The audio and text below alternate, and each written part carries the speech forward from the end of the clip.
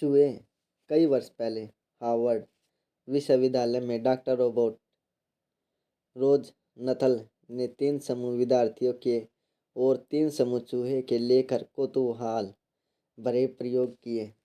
उसने विद्यार्थियों के पहले समूह को बताया, आप भाग्यशाली हैं, आप लोग बुद्धिमान चूहों के साथ काम करने वाले हैं। इन चूहों की नस्ल को बुद्धिमत्ता के लिए विकसित किया गया है और ये बहुत चतुर हैं। ये कैसी भी भूल भुलैया को पार करके उसके सिरे पर पहुंच जाएंगे। ये पनीर बहुत खाते हैं, इसलिए बहुत सा खरीद लो। दूसरे समूह से कहा गया, आप लोगों के चूहे औसत किस्म के हैं, ना बहुत चतुर ना बहुत मूर्ख।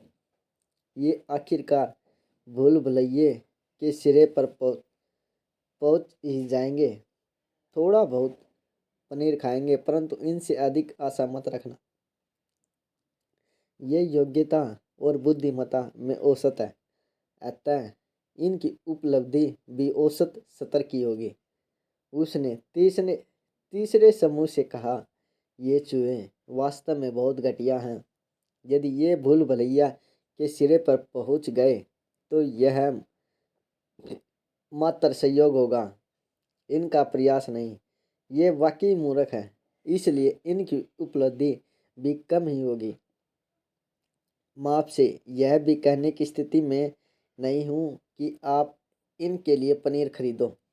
सिर्फ भूल भुलैये के आखिरी सिरे पर पनीर की तस्वीर बना दो। अगले 6 सप्ताह तक विद्यार्थियों ने एक सी वैज्ञानिक स्थितियों में परीक्षण किए। बुद्धिमान चूहों को कार्य निष्पादन बुद्धिमानों जैसा था। वे बहुत जल्दी भूल भुलैये के सिरे पर पहुंच गए। औसत चूहे, आप औसत किस्म के चूहों के समूह से क्या अपेक्षा कर सकते हैं? वे सिरे पर पहुंच तो गए, परंतु उन्होंने इस काम में फुर्ती का कोई रिकॉर्ड कायम नहीं किया। मूर्ख चूहे, हे भगवान, वे सब दुखी थे।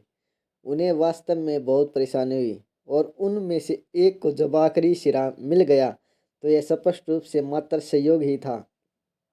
उसकी ऐसी कोई योजना नहीं थी। अब दिलचस्प बात यह है कि कोई भी चूहे बुद्धिमान अथवा मूर्ख नहीं थे। वे सब के सब एक ही साथ पैदा हुए औसत चूहे थे। उनके कार्य संपादन में अंतर प्रयोग करने वाले विद्यार्थियों के सोचने के ढंग के अंतर का परिणाम था।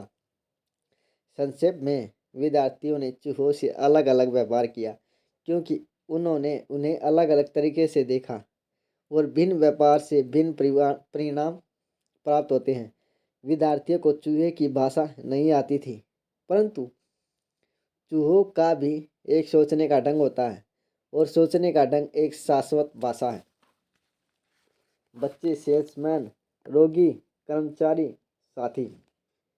अब मैं आपसे एक प्रश्न पूछता हूँ, आपके बच्चे किस प्रकार के हैं? यदि आप सेल्समैन हैं तो आपके संभावित ग्राहक किस प्रकार के हैं? यदि आप सेल्स मैनेजर हैं तो आपके सेल्समैन कैसे हैं? यदि आप एक डॉक्टर हैं तो आप किस प्रकार के रोगियों का इलाज कर रहे हैं? यदि आप एक नियोक्ता हैं तो आपके कर्मचारी किस प्रकार के हैं? यदि आप पति हैं तो आपकी पत्नी किस तरह की है? यदि आप पत्नी हैं तो आपके पति किस प्रकार के हैं? आप कह सकते हैं, जिगलर 1 मिनट रुको, लानत भेजो। अभी 1 मिनट पहले आप उन चूहों की बात कर रहे थे और अब अगले ही मिनट आप मेरे बच्चों, मेरी पत्नी, मेरे पति और मेरे संभावित ग्राहकों की बात कर रहे हो। आप इसे जरा कुछ और स्पष्ट करेंगे? जाहिर है, मैं सोचने के ढंग के बारे में बात कर रहा हूँ और आपका जिन लोगों से वास्ता पड़ता है उनके ऊपर आपके सोचने के ढंग के प्रभाव के बारे में बात कर रहा हूँ। आइए चूहों वाली कहानी को एक कदम और बढ़ाएं, क्योंकि उस प्रयोग को एक कदम और बढ़ाकर स्थानीय ग्रेड स्कूल तक ले जाया गया है। एक अध्यापक से कहा गया, आप सौभाग्यशाली हैं, आप बुद्धिमान बच्चों के साथ काम करने वाले हैं। वे बच्चे इतने गुस्सागार हैं कि डर लगता है वे आपके प्रश्न पूछने से पहले ही उत्तर दे देंगे। वे अत्यंत मेधावी बच्चे हैं, परंतु आपको सावधानी भी बरतनी है। हालांकि वे बुद्धिमान हैं, परंतु वे आपको बेवकूफ़ बनाने का प्रयास करेंगे। उनमें से कुछ आलसी हैं और आपसे कम कार्य प्राप्त करने हेतु तर्क वितर्क करने की कोशिश करेंगे। आप उनकी बात मत सुनना। ये बच्चे पूरा कार्य कर सकते हैं, सिर्फ इनके ऊपर कार्य लाद दो। कुछ यह भी कहेंगे कि यह कार्य बहुत कठिन है।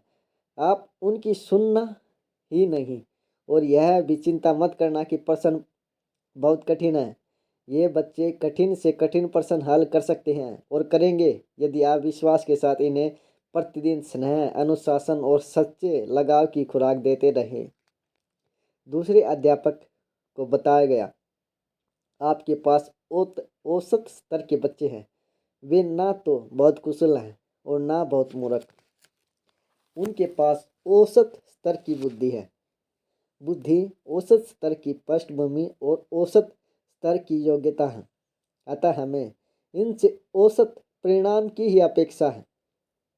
स्वाभाविक तौर से बुद्धिमान बच्चों ने औसत बच्चों से अच्छा कार्य किया। दरअसल वर्ष के अंत में बुद्धिमान विद्यार्थी औसत विद्यार्थियों से पूरे 1 वर्ष आगे निकल गए। मैं सत्य के साथ कह सकता हूँ कि कहानी का अंत पहचानने के लिए आपको बुद्धिमान होने की आवश्यकता नहीं है। आप ठीक सोच रहे हैं। कोई बुद्धिमान विद्यार्थी नहीं थे, वे सब साधारण विद्यार्थी ही थे। अंतर केवल अध्यापक के सोचने का ढंग का था। अध्यापक ने औसत स्तर के विद्यार्थियों को समझा वे बुद्धिमान हैं, उनसे बुद्धिमानों जैसा व्यवहार किया, उनसे बुद्धिमान मानव की तरह के कार्य संपादन की अपेक्षा की और उन्होंने वैसा किया। उनको कुछ ऐसा दिया गया ताकि वे वहां तक चढ़ें, कुछ ऐसा नहीं कि वे वहीं तक उतरे। यह सच है कि आप किसी को जैसा देखते हैं वैसा ही उससे व्यवहार करते हैं और आप जिस तरह का उससे व्यवहार करते हैं बहुधा उसी तरह का वह बन जाता है। अब एक दूसरा प्रश्न है, क्या आपको अपने बच्चे पिछले 5 मिनट में पहले की तरह तुलना में कुछ होशियार लगे? आपकी संस्था में सेल्स टीम का क्या हाल है? क्या आपके कर्मचारी या आपके साथी इन कुछ मिनटों में अधिक बुद्धिमान, अधिक व्यावसायिक, अधिक समझदार हुए? और आपकी पत्नी क्या पहले से अधिक सुंदर एवं रोचक हो गई? आपके पति के ढील डोल में बढ़ोतरी हो गई?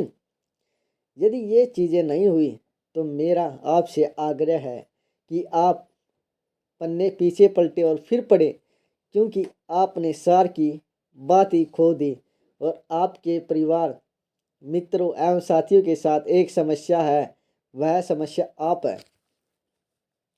एक कवि ने यह बात बहुत सुंदर ढंग से कही है, यदि आप किसी व्यक्ति को वह जैसा है वैसा ही लेते हैं तो आप उसे वह जैसा था उससे बदतर बना देते हैं, परंतु यदि आप उसे सर्वोत्तम संभव व्यक्ति के रूप में देखते हैं तो वह वास्तव में सर्वोत्तम संभव व्यक्ति बन जाता है। इन शब्दों को पढ़ते पढ़ते यदि आपको अपने बच्चे अचानक होशियार लगने लगे, यदि अपना पति, पत्नी या साथी अच्छा लगने लगा, तो मैं कहूँगा बधाई हो, आप प्रगति कर रहे हैं।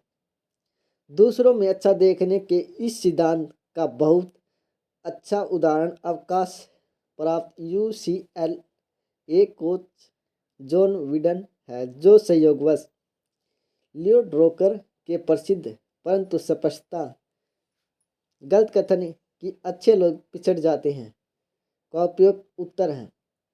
वुडन अपने बास्केटबॉल खिलाड़ियों में पूर्ण व्यक्ति देखते थे और उनके नैतिक मूल्यों की उतनी ही परवाह करते थे जितनी कि उनकी फुर्ती की। उनका ऐसा विश्वास था और वे ऐसा सिखाते भी थे कि जीवन में हर चीज़ दूसरों का ख्याल रखने से बढ़ जाती है।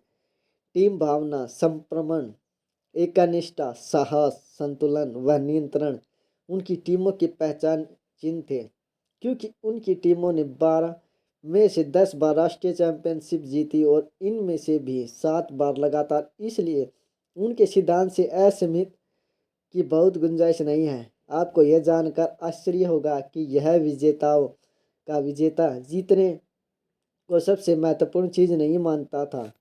दरअसल उसने अपने खिलाड़ियों से जीतने के लिए कभी कहा भी नहीं।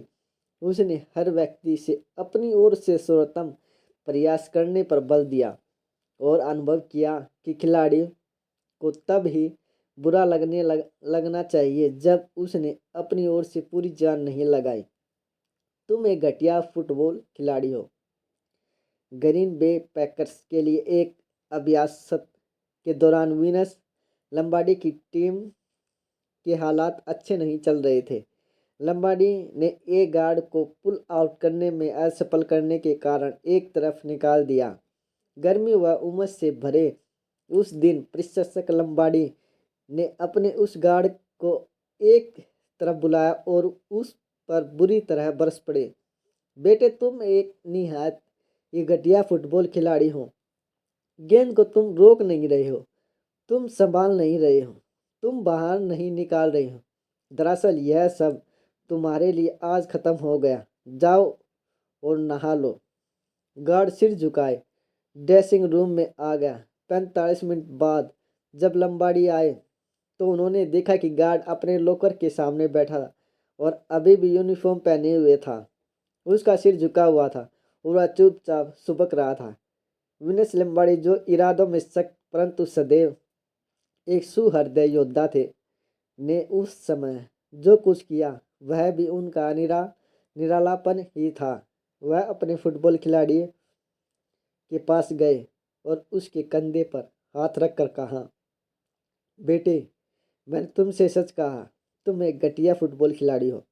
गेंद को तुम रोक नहीं रहे हो, तुम संभाल नहीं रहे हो, तुम बाहर नहीं निकाल रहे हो। हालांकि एक तरह से तुम्हारे लिए मुझे यह कहानी समाप्त कर देनी चाहिए, परंतु तुम्हारे अंदर बेटे एक महान फुटबॉल खिलाड़ी है और मैं तब तक तुम्हारा साथ नहीं छोड़ूंगा जब तक तुम्हारे अंदर के उस महान फुटबॉल खिलाड़ी को बाहर निकल कर कुछ दिखाने का अवसर नहीं मिल जाता।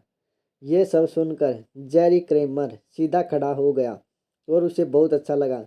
वस्तुतः उसे इतना अच्छा लगा कि वह फुटबॉल का एक सर्वकालीन महान खिलाड़ी बन गया और अभी हाल ही में प्रथम 50 वर्ष के व्यावसायिक फुटबॉल खेल में से उसे सर्वकालीन गार्ड चुना गया। ऐसे थे लंबाडी। वह आदमियों में वह चीज देख लेते थे जिसे वे आदमी अपने अंदर अक्सर नहीं देख पाते थे।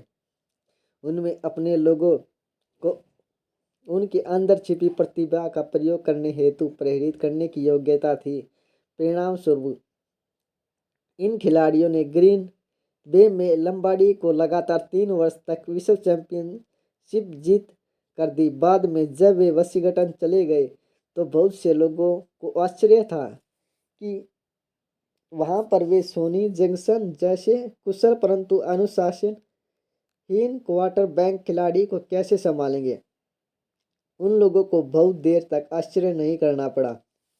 अभ्यास के पहले ही दिन एक रिपोर्टर ने उनके जैक्सन के बारे में प्रश्न पूछ लिया।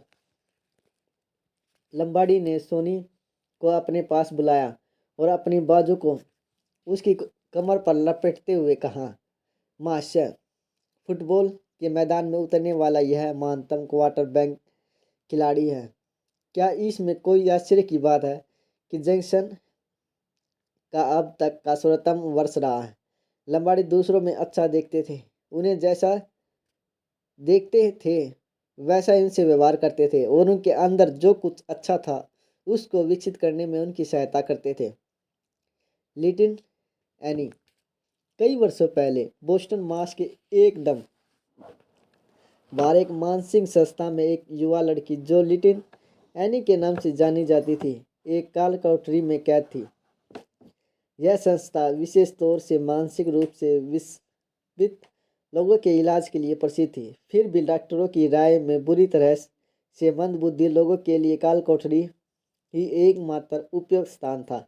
लिटिल एनी के मामले में डॉक्टरों को उसके लिए कोई आशा दिखाई नहीं देती थी। इसलिए उस छोटी सी पिंजरे नुमा कोठरी में, जिसमें बहुत कम रोशनी और उससे भी कम आशा की किरण आती थी, वह एक जिंदा लाश बन गई थी। उस समय उस संस्था की एक बुर्ज नर्स अपनी सेवानिवृत्ति के करीब थी। वह मानती थी कि ईश्वर द्वारा बनाए गए सभी प्राणियों के लिए कुछ ना कुछ उम्मीद है। अतः उसने अपना लंच काल कोठरी के अंदर ले जाकर एनी के पिंजरे के बाहर खाना शुरू कर दिया। उसे लगा कि शायद वह उस छोटी लड़की में कुछ प्यार और आशा का संचार कर पाए। लिटिल एनी काफी हद तक में एक जानवर की तरह थी। कई बार वह अपने पिंजरे में आने वाले व्यक्ति पर हिंसक आक्रमण कर देती थी और कई बार वह उनकी तरफ बिल्कुल ध्यान ही नहीं देती थी। जब उस बुर्ज नर्स ने उसके पास जाना शुरू किया तो एनी ने ऐसा संकेत तक नहीं दिया कि मानो उसे नर्स की उपस्थिति का आभास भी हो। एक दिन वह बुजुर्ग नर्स कुछ ब्राउनीज लेकर आई और उन्हें एनी के पिंजरे के बाहर छोड़ गई। लिटिल एनी ने ऐसा कोई संकेत तक नहीं दिया कि जैसे उसे पता हो कि वे रखी हैं, परंतु जब नर्स दूसरे दिन आई तो वहाँ ब्राउन्स नहीं थी। उस दिन के बाद वह नर्स प्रत्येक गुरुवार को ब्राउन्स लेकर आती। शीघ्र ही संस्था के डॉक्टरों को लगने लगा कि एनी में कुछ बदलाव आ रहा है। कुछ दिनों बाद उन्होंने तय किया कि लिटिल एनी को वहाँ से हटाकर ऊपरी मंजिल पर ले जाया जाए। आखिर में वह दिन आ ही गया जब उस नाउम्मीद समझी जाने वाली बीमार लड़की के बारे में कहा गया कि वह घर वापस जा सकती है। परंतु लिटिल एनी वहाँ से जाना नहीं चाहती थी। वह जगह उसके लिए इतने मायने रखती थी कि उसे लगा कि वहाँ पर रहकर दूसरे रोगियों के लिए काम करके वह कुछ योगदान दे सकती है। उस बुर्ज नर्स ने उसके जीवन में इतना कुछ देखा और इतना कुछ लाया कि एनी को लगा कि वह भी दूसरों में कुछ देख सकती है और उनके विकास के लिए उनकी सहायता कर सकती है। बहुत वर्षों बाद जब इंग्लैंड की रानी विक्टोरिया ने एक विदेशी को, जिसका नाम हेलन केलर था, इंग्लैंड का सर्वोच्च पुरस्कार देते हुए उससे पूछा, जीवन में अपनी उल्लेखनीय उपलब्धि का श्राप किसे देती है? यद्यपि आप अंधी भी हैं और बहरी भी, फिर भी इतना सब कुछ आप कर पाई। इस बारे में आपके क्या विचार हैं? बिना किसी क्षणिक रुकावट के हेलन केलर ने कहा, यदि एनी सुलीविन लिटिल एनी नहीं होती तो हेलन केलर भी गुमनाम ही रहती। इस बारे में बहुत अधिक जानकारी तो नहीं है, लेकिन किसी रहस्यमयी बीमारी के कारण अपंग और असहाय होने से पहले हेलन केलर एक सामान्य अवस्थावस्थ बच्ची थी। एलिन सुलीवन को हेलन केलर ईश्वर द्वारा रचित विशेष व्यक्तियों में से लगी। जैसी वह लगी उसने वैसा ही उसके साथ व्यवहार किया, उसे प्यार किया, उसे अनुशासित किया, उसके साथ खेली, प्रार्थना की और तब तक उसके साथ लगी रही जब तक कि उसके जीवन की टिमटिमाती लो विश्व भर के लोगों को राह दिखाने वाले एक प्रकाश पुंज नहीं बन गई। हाँ, लिटिल एनी से अपने जीवन का सर पा लेने के बाद हेलन केलर ने लाखों लोगों के जीवन को प्रभावित किया। आंखों से पता चलता है। बहुत सालों पहले उत्तरी वर्जीनिया में एक वृद्ध व्यक्ति एक नदी के किनारे पर उस पार जाने की प्रतीक्षा में खड़ा था, क्योंकि कड़कड़ाती सर्दी थी और वहाँ कोई पुल वगैरह नहीं था। इसलिए नदी पार जाने के लिए उसे कोई ना कोई सवारी ही पकड़नी थी। काफ़ी लंबी प्रतीक्षा के बाद उसे घुड़सवारों का एक समूह आता दिखाई दिया। उसने पहले घुड़सवार को गुजर जाने दिया, फिर दूसरा, तीसरा, चौथा और पांचवा। आखिर में केवल एक घुड़सवार बच गया। जैसे ही वह बराबर में आया, वृद्ध आदमी ने उसकी आंखों में देखा और कहा, महोदय, क्या आप मुझे नदी पार कराने तक सवारी दे सकते हैं? घुड़सवार ने क्षण भर हिचकिचाहट किए बिना कहा, क्यों नहीं, अवश्य, आओ बैठ जाओ। नदी पार होने के बाद वृद्ध व्यक्ति घोड़े से उतर गया। जाने से पहले घुड़सवार ने कहा, महोदय, मैं इस बात को देखे बिना नहीं रह सका कि आपने बाकी सब घुड़सवारों को उनसे सवारी के लिए कहे बिना जाने दिया। फिर जब मैं आपके बराबर में आया तो आपने मुझसे फौरन सवारी के लिए कह दिया। मैं यह जानने के लिए उत्सुक हूँ कि आपने उनसे क्यों नहीं कहा और मुझसे ही क्यों कहा। बूढ़े व्यक्ति ने शांति से उत्तर दिया, मैंने उनकी आंखों में देखा और मुझे वहां कोई प्यार नजर नहीं आया, तो मैं आप अपने दिल में जान गया कि उनसे सवारी के लिए कहना व्यर्थ है। परंतु जब मैंने आपकी आंखों में देखा तो मुझे संवेदना, प्यार और सहायता करने की इच्छा दिखाई दी। मैं जान गया कि मुझे नदी पार कराने के लिए सवारी देने में आपको प्रसन्नता होगी। इसके साथ ही घुड़सवार ने कहा, आपको पता है, आप जो कह रहे हैं उसके लिए मैं आपका बहुत आभारी हूँ। यह मेरे लिए बहुत महत्वपूर्ण बात है। इसके साथ ही थॉमस जेफरसन घुमा और व्हाइट हाउस के लिए घोड़े पर चल पड़ा। यह सच कहा गया है कि हमारी आंखें हमारी आत्मा की खिड़कियां हैं। इस श्रद्धाओं में बूढ़े व्यक्ति ने उन्हें सही पढ़ा था। प्रश्न, यदि आप आखिरी घुड़सवार होते तो क्या बूढ़े व्यक्ति ने आपसे नदी पार कराने के लिए सवारी मांगी होती? यह महत्वपूर्ण है कि उसने मांगी होती, क्योंकि सलाह देने की और सहायता के लिए हाथ बढ़ाने में बहुत भारी अंतर है।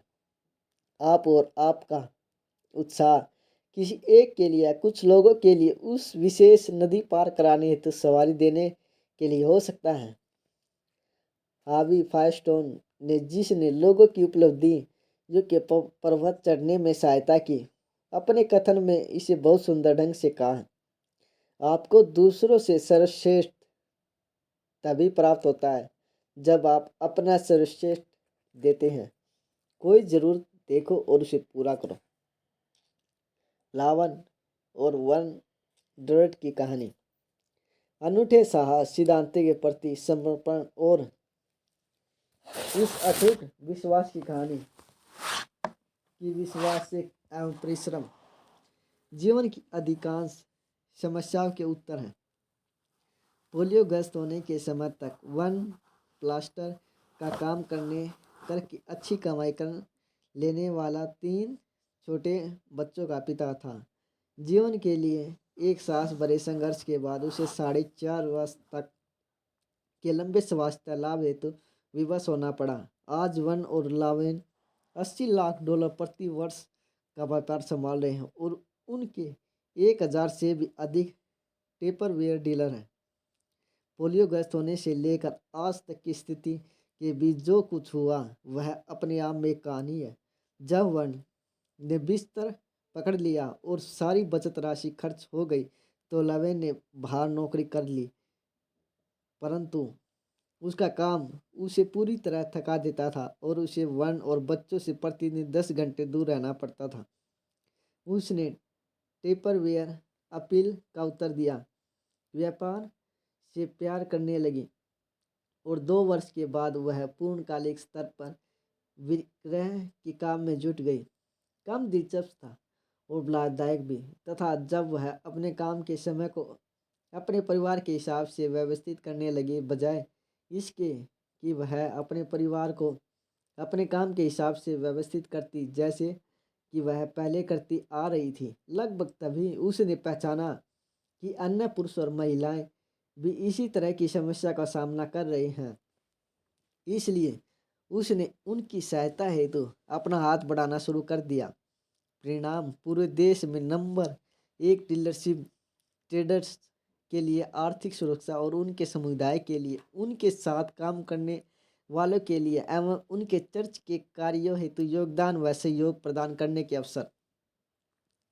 अपने लक्ष्य को प्राप्त करने की प्रक्रिया में वन और लावेन ने अपने 125 प्रबंधकों के लिए एवं अनगिनत लीडर्स के लिए एक सुंदर नई कारें रखने और उन्हें अपनी उपलब्धियों को अर्जित करने के सपने को संभव व साकार कर दिखाया। उन्होंने हेल हैप्पी सही जो ओन टेपरवेयर के वाइस प्रेसिडेंट हैं। सैकड़ों की संख्या में दूसरों को भी विकास के अवसर प्रदान किए। उनकी उत्कृष्ट सफलता दूसरों की जरूरतों को देखने और उन जरूरतों के लिए कुछ करने का परिणाम है। आप लोगों को जैसा देखते हैं वैसा ही उनसे व्यवहार करते हैं, और यदि आप दूसरों को वैसा ही देखते हैं जैसे कि वर्ण और लावेन, तो आप भी बहुत कुछ पा रहे होंगे, क्योंकि आप बहुत कुछ दे रहे होंगे। दूसरों को खिलाओ, खुद ठीक से खाओ। एक व्यक्ति को स्वर्ग और नरक दोनों के भ्रमण का अवसर दिया गया, ताकि वह बुद्धिमत्तापूर्वक अपनी अंतिम मंजिल चुन सके। शैतान को पहले अवसर दिया गया, इसलिए उसने स्वाभाविक सदस्य का भ्रमण नरक से प्रारंभ किया। पहला दृश्य आश्चर्यचकित कर देने वाला था, क्योंकि वहां पर उपस्थित सारे के सारे लोग एक दावत की मेज पर बैठे थे, जिस पर वे समस्त खाद्य पदार्थ रखे हुए थे जिनकी कल्पना की जा सकती है। यहाँ तक कि विश्व के कोने कोने से भांति भांति प्रकार के मांस, फल, सब्जियां, वे सारे स्वादिष्ट भोजन जिनके बारे में व्यक्ति को ज्ञान है। न्याय संगत रूप से शैतान ने बताया कि किसी ने भी इसे अधिक कुछ और की फरमाइश नहीं की, परंतु जब उस व्यक्ति ने उन लोगों को ध्यानपूर्वक देखा तो उसे किसी के चेहरे पर मुस्कान नहीं दिखी। वहाँ किसी प्रकार का कोई संगीत नहीं था, कोई उल्लास नहीं था, जो बहुधा ऐसी दावतों के अवसर पर होता। मेज पर बैठे लोग सुस्त और अनमने लग रहे थे और एक तरह से भैंस हार्ड मास के पुतले थे। भ्रमणकर्ता व्यक्ति ने देखा कि प्रत्येक व्यक्ति की बाई बाजू के साथ खाने का एक पोक कांटा बंधा था और दाई बाजू के साथ खाना खाने की छुरी बंधी थी। प्रत्येक में 4 पायों वाली हैंडल था, जिसके कारण खाना असंभव हो गया था। इसलिए सब प्रकार का खाना सामने रखा होने के बाद भी वे भूखे मर रहे थे। दूसरा पड़ाव स्वर्ग था, जहाँ उस भ्रमणकर्ता ने अभी सभी अर्थों में बिल्कुल वैसा ही दृश्य देखा। वही खाना, वही 4 पाए की हैंडल वाली छुरी और कांटे। फिर भी स्वर्गवासी हंस रहे थे, गा रहे थे और मस्ती कर रहे थे। वे अच्छे खाए पिए और स्वस्थ थे। भ्रमणकर्ता क्षण भर के लिए विस्मय में रह गया। उससे आश्चर्य था कि एक ही तरह की स्थिति के बावजूद भी परिणाम इतने भिन्न कैसे थे। नरक में लोग भूखे मर रहे थे और दयनीय लगते थे, जबकि स्वर्ग में लोग अच्छी तरह भरे पेट और प्रसन्न थे। फिर उसे अपने इस प्रश्न का उत्तर दिखाई दिया। नरक में प्रत्येक व्यक्ति स्वयं को खिलाने का प्रयास कर रहा था।